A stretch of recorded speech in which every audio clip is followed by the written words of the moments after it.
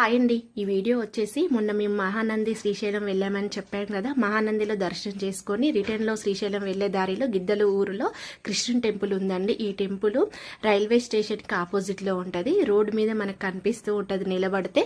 మీరు ఎవరైనా ఇటు సైడ్ వస్తే కృష్ణుని టెంపుల్కి వెళ్ళి దర్శనం అయితే తప్పనిసరిగా చేసుకోండి.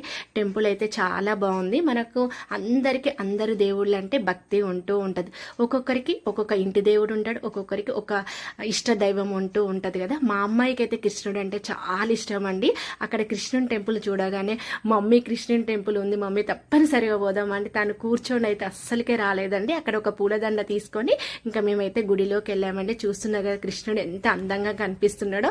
మేము తీసుకెళ్లిన పూలదండ పంతులు గారికి ఇచ్చేసి మేము గోత్రనామాలు చదివించుకున్నామండి. ఒక 10 నిమిషాలు గుడి లోపల కూర్చున్నాము. ఇక్కడ ఉయ్యాలలో కృష్ణుడి బొమ్మ ఉందండి. 3 సార్లు ఊపాలట. మా అమ్మాయి అయితే ఊపుతుంది. చాలా సంతోషంగా అనిపించింది.